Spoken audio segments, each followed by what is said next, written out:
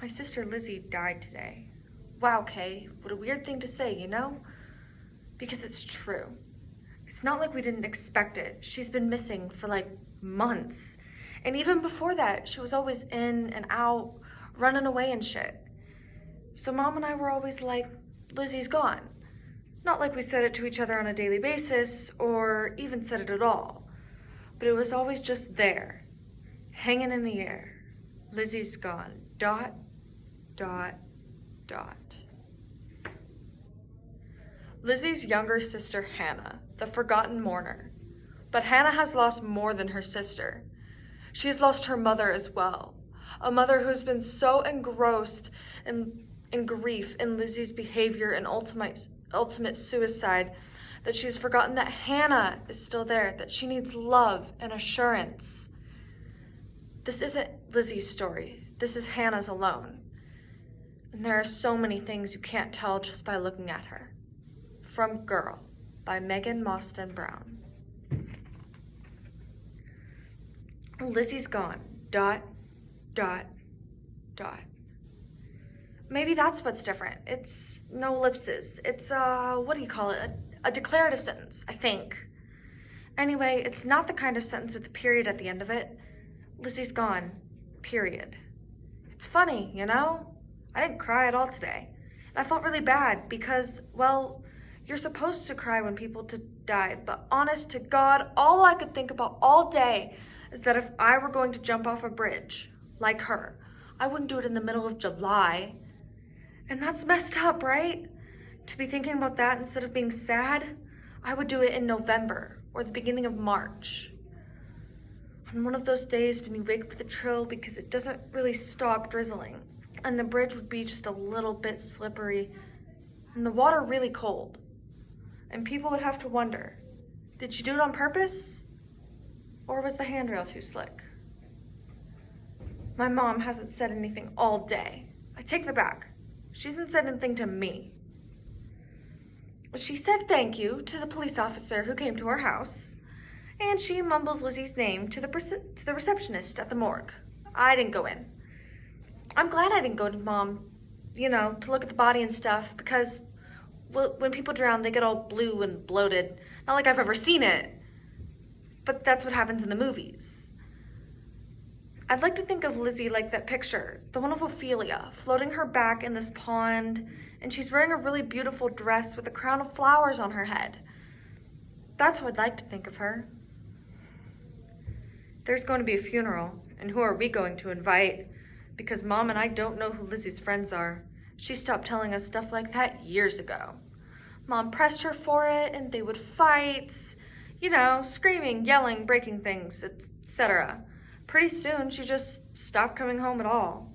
Now that she's gone for good, it's like we can erase all the bad shit. Wow, it sounds like I'm glad she's dead.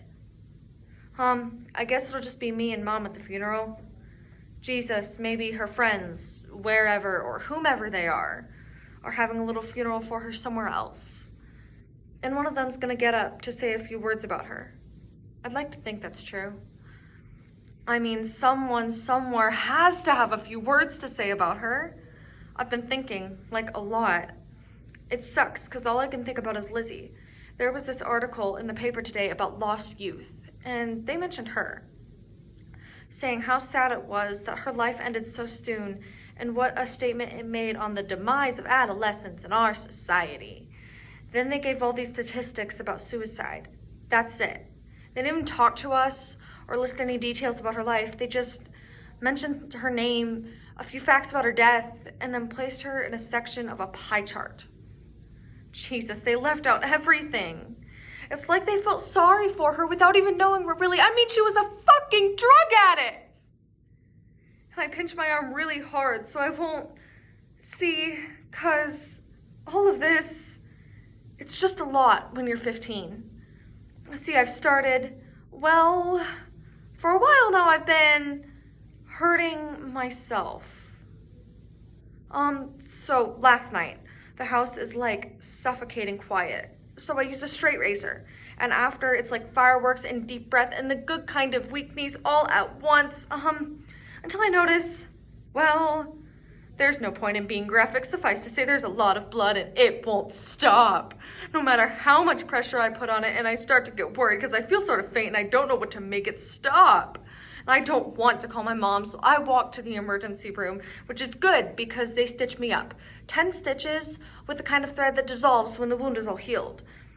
But since I'm a minor, they know my accident isn't the accident I played out off to be. They call Mom and make me sit in this office with a nurse who asks me if I've ever done anything like this before, which is the stupidest question, because she can see the marks all over my arm. And I answer, yes, in this voice that doesn't sound like me at all, and I can't look her in the eye. So I stare at the floor, which has the exact same tiling at the morgue. She asks me how many years this has been going on, and I say 2. I lift up the salmon pink hospital gown, and Jesus, there's a lot. Like words carved, hate, ugly. So I'm like, can I go home now? I'm a good person, I get straight A's, swear to God, I promise it won't happen again. I just want to go home, like really badly. But I can't leave until my mom gets here. And I think I'm gonna throw up or break into a million little pieces, so I stare at my toes because maybe, just maybe, if I make myself small enough, all of this will go away. I get up this morning and Mom's not at work. She's at home, making plans for the funeral. And all the knives were gone, and my razor, to shave my legs with, was missing. At dinner this evening, we sat in complete silence. I don't even know why we go through the motions. She served soup and a salad, things you don't have to cut. And she asked like I didn't notice her peeking at my arms. I mean, it's not as though she's gonna see anything anyway. I haven't stopped. I can't. It's the only thing in this whole mess that's mine. So I've just moved my activities to a new region, under here. And the only thing that keeps me sane is this stupid fantasy where I clear everything off the table with one swoop of my arm.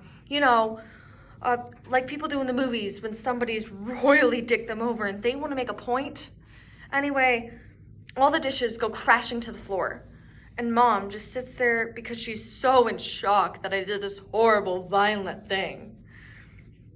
Anyway, I take off all my clothes, strip down to my underwear so she can see all the marks and scars. And I tell her where each one is from.